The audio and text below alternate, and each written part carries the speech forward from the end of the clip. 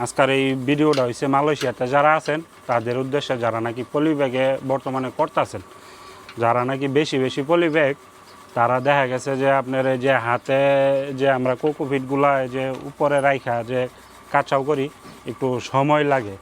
আবার এখানে আইন না আবার দেখা গেছে যে কুদাল দিয়া বাইরে কাজ করলেও একটু সময় লাগে। যারা বেশি পলি ব্যাগ 5,000-এর বেশি, 5,000-এর কম হইলে দেখা গেছে মোটামুটি সময় কম লাগে।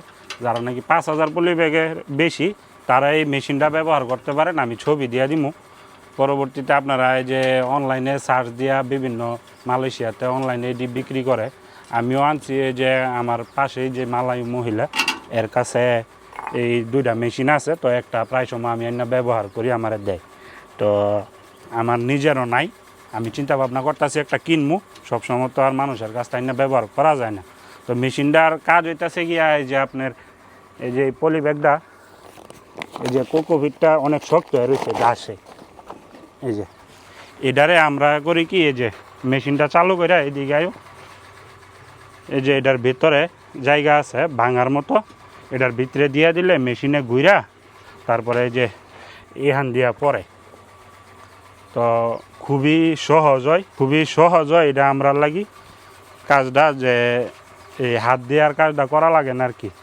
দেখা গেছে আপনি এই 5,000 পলি ব্যাগ আছে, 5,000 পলি ব্যাগ আমরা হাত দিয়া বাংলায় 3-4 দিন লাগে জায়গা।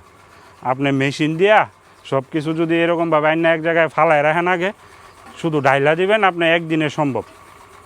তো যারা নাকি এই পলি ব্যাগে অলরেডি চাষাবাদ করতেছেন, চেষ্টা করবেন এই মেশিনটা সংগ্রহ করার লাগি। আপনার আর খুবই উপকারে লাগবে মেশিনটা। তো ভালো থাকবেন, সুস্থ থাকবেন, আর ভিডিওটা বেশি করে শেয়ার করে দিবেন, যারা নাকি মালয়েশিয়াতে এই চাষ পদ্ধতিটা অলরেডি করতেছে তারা যাতে উপকৃত হতে পারে।